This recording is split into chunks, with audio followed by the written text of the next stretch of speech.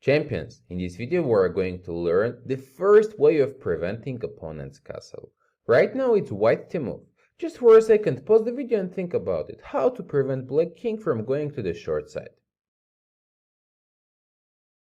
If you thought about giving a check through the e-file with any of our pieces, that's the right idea. We can check with the rook on a1, rook on f1 or the queen.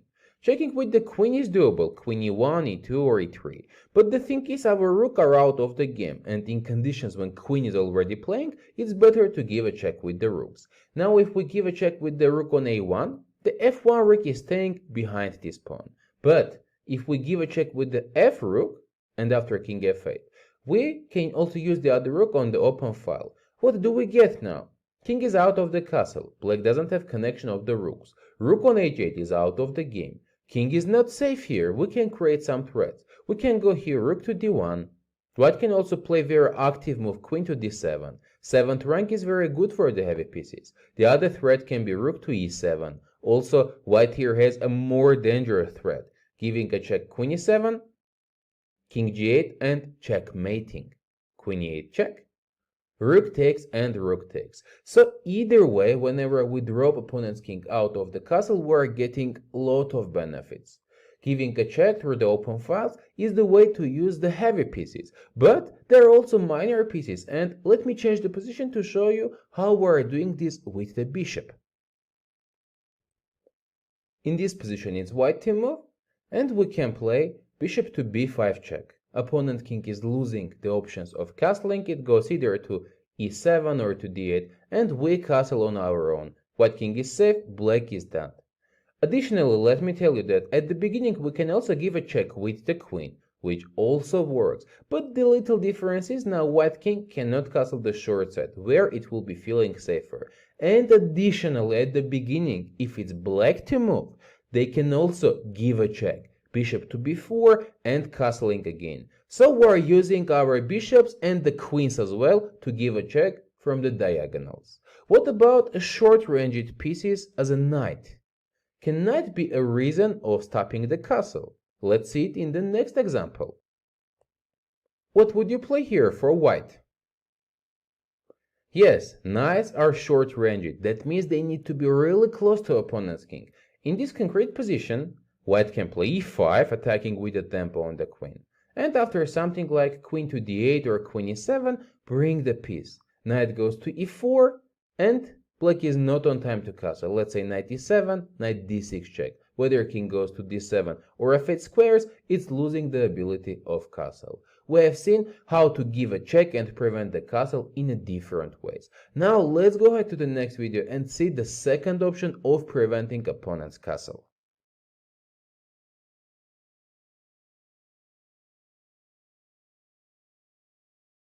Dear champions, in this video we are going to understand the importance of the castle and the danger of king being out of the safety. So, taking a look at this position, we can see that white is ahead in the development. Some of the pieces are developed, and most importantly, king is castled. Black king is stuck in the middle, and it's black to move at the moment.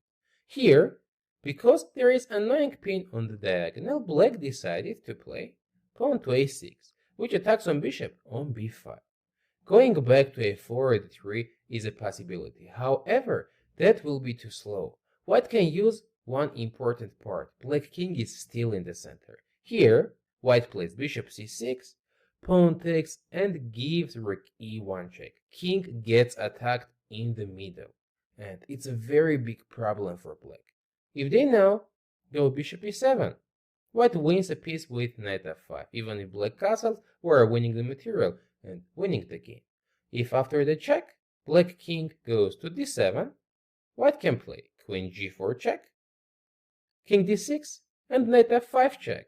Now black king's only square is on d7, and here white has a beautiful mate in a few moves. I have for you to pause the video and think about it. White could play knight h6 check.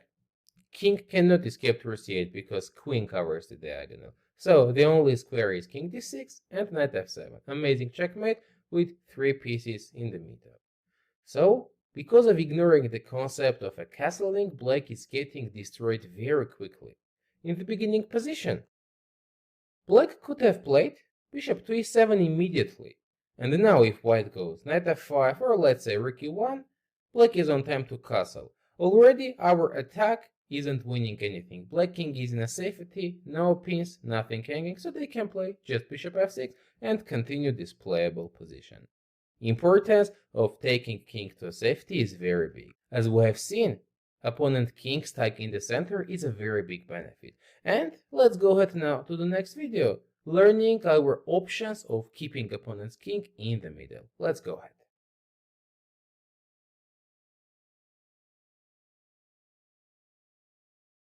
Champions, in this video we'll discuss the second way of preventing the castle. But before talking you about the concept, I will ask you to pause the video and think, how would you play here for white? In the previous video, we've learned that giving a check can prevent the castle. Now we have two checking options with our queen. If we go queen h5, black can go now g6. At least we're not moving opponent's king. If at the beginning we go queen a4 check, now black king either needs to make a move, which will be bad for them, or go queen d7. Now after a queen takes and king takes, you may say, oh, we prevented the castle. Yes, that's right. However, we exchange the queens, and in the previous section we learned that queen is the strongest attacker. If we exchange the queen, our attack will get very, very weak. Now it's the end game, so there is nothing wrong to have a king in the middle, and black is doing completely fine. For this reason, at the beginning, we need to learn the second way. The second way of preventing the castle is cutting off the castle. Right now, white is playing powerful short castle. First of all, taking king to a safety. Secondly, cutting off it from the f-file. So black king is stuck here. I have a question. If they go queen d7, threatening to go long side castle, what would you do? If you thought you're about to go queen c1 or let's say queen c2, it also can be an option. However, at least we'll get under some tempos of opponent going rook c8. They may also try to again exchange the queens with queen c6. It's not the best. After queen d7, white can play rook c1, cutting the long castle option as well. And black king is being stuck at the middle of the board. So, cutting off the king is the second option. Let me mention as well that initially, if it's black to move, they can go for the short side castle and prevent the white's castling ideas. And do the same if white is looking to go for the long side as well. Let me now change the position and show you how do we do this with the other pieces as well. Here it's white to move, and looks like we need to develop our pieces. Only piece which isn't developed yet is the bishop on c1, which has the amazing opportunity to go to b2 and play through the long diagonal. Do you think that's the best option, or what would you play here? I was trying to confuse you, but I hope it didn't work. Because now, instead of going bishop to b2, which is a good move, white can play bishop a3 and just cut these king castling options. Bishops are doing this very well through the diagonals. And in conditions when black is out of the king, white pieces are in great positions, and again, white's getting a very nice advantage. Let me change this position again. Here it's also white to move. What would be your selection in this position? Well, again, black now wants to castle to the short side and to the long side at the same time. We cannot cut the castle with bishop from the other diagonal, there is a pawn. However, there is a bishop h6 move, preventing short castle, and opening the rook, which prevents the long castle. Also, let me mention that instead of bishop, in some occasions, it could be also a queen cutting off the king from the diagonal. So again, the opponent's king is stuck in the middle. Let me change this position once again. Now we have our short-ranged pieces, the knights, and how to use them to cut opponent's castle. The thing is, we won't be on time to go rook e8 and give a check, because white is threatening to castle right exactly on the next move. So, how to play? Champions, Knights, as you remember from the previous video, are short-ranged pieces. They need to be very close to opponent's king to make the right function. We can identify that there is e3 square available for one of our knights. If you haven't thought about this idea previously, it's logical to think about knight f5, knight e3. However, this is a little slow, as I mentioned white is on time to castle. So initially, in order to be fast, black plays knight g4, attacks the queen, white has to go queen e2, and knight e3. White king is cut it off with this knight from f1 and d1 squares. In other words, no castling opportunities for white at the moment. So champions, this was the second option of preventing opponent's castle. Let's now go ahead to the next video and see the third one.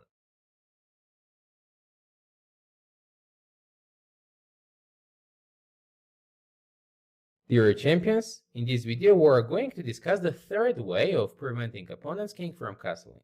As you can see, this time we have no options to give a check and no options to cut off the opponent's king castle. However, there is still an opportunity for black to keep it in the middle. I invite you to pause the video and think about black's possibilities. In this position, black can go knight b4. Yes, it's not a check, but at the moment white's pawn on c2 is hanging. If they go for the short side castle, we will take it and gain a material. There is no other way to defend pawn on c2. No knights, no rooks, queen cannot go to d3 square. So the only option is for white to make a king move to d1 or d2. And whenever we provoke opponent king to make a move, they are already losing a possibility to castle. So the third way of preventing the castle is forcing to make a move. It can be the opponent's king, or what we are going to see in the next position, opponent's rook. Let me change the board now. At the moment, it's white to move. Our king is in the center. I have a question for you. Are we going to make a castle? Or we can play better. Think about the fact that opponent king is also in the middle yet, and we would like to prevent it from castling. What will you play? Here, if white is going for the castle, black can play bishop g7, and whenever we go rook f2 e1 to use the open file and give a check, black is on time to make a castle, so we cannot prevent it. That's the reason that at the beginning, white can play queen to f6. We attack on the rook. And now there is no other way but to play rook to g8. And after we castle, black can no longer do the same at the moment. If they continue bishop g7, we can go back queen to f3 or let's say h4, attacking on the pawn. On the next move, we are going to play, let's say after h5, something like rook to e1, and black king is stuck in the middle. So forcing to make a move the king or the rook of opponent is the third way of preventing the castle. Now, let's go ahead to the next video and summarize the three concepts which we learned previously.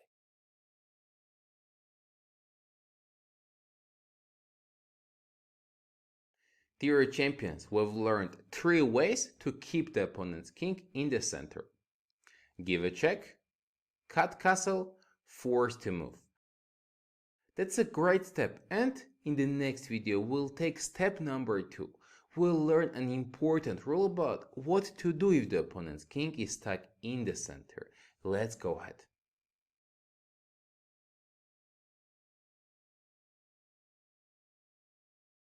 Okay, champions, here is the video explaining the purpose of keeping the king in the middle.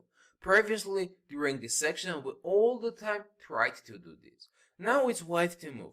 Opponent king is in the middle. However, black wants to go bishop e7 and castle. Many oftentimes when we are preventing the castle, it's not happening eternally. In some occasions, opponent will spend some time and manage to go for the castle at the moment. So, you need to catch the right place and make the right decision. Here is white to move. What would you play? If you thought about some aggressive knight f5 moves, maybe bishop f4, bringing the pieces and trying to prepare the attack, that's all correct. However, king in the middle is out of safety. Whenever king goes to a castling site, most often times it's feeling safe behind the pawn chain. And now we need to open the position while king is out of the safety. White is playing pawn e5. Knight and pawn are under attack. Black cannot move the knight because e takes d6 will be a discovered check. And after pawn takes, rook e5 check. Now we opened the file. Black is going bishop e7 trying to escape, but they are not on 10. We will use this and put enormous pressure. White can go knight f5. However, this will exchange the queens. It's even better to go now bishop a3, attacking on e7. Black cannot castle, it will be lost. They cannot go c5 because of the pin white will be able to take. And if now at some point they go knight g8, already with the knight f5, white is putting the decisive pressure on the bishop, winning the material, crushing opponent's king.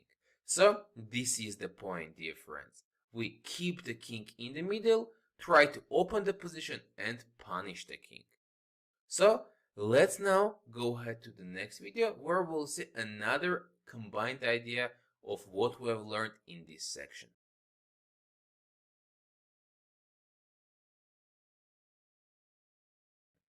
Champions, you have seen this position previously and this is our test now.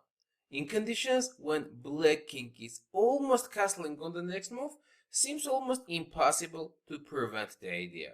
However, I invite you to pause the video and think about white options here, what to play. Once again, if we go something like rook e1, rook d1, bring the pieces, black is just castling. The thing is, there is a very concrete idea, and it's amazing result if you found this. We go on with pawn d5. White is sacrificing the pawn. However, now black is forced to take. Bishop is under attack. If they go bishop a4, with pawn b3 will trap the bishop, so they need to take.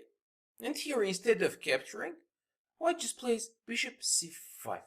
We cut the castle of opponent. And we are ready to sacrifice for this goal. We gave up a pawn. What's the thing now? If black tries to take the second one, or let's say go pawn to d4, they are getting destroyed with rook e1 check. Bishop cuts the castle, rook e1 is just destroying the king. They have no way to defend. After bishop c5, black needs to make some space for the king. They cannot move the queen to e6 because of rook e1. Queen c8 for the queen is the only available square. Now they are getting mated with rook e1 check, king d7, rook e7 checkmate. Or you can also checkmate with queen f5 if you're sad about this one. After bishop c5, black can also try to move the rook, let's say going rook to a8. But first of all, after the check, they are losing the castling option, so king d8 is already bad. If you thought about something simple like rook d1, maybe knight f5 just to bring the pieces, it's also good.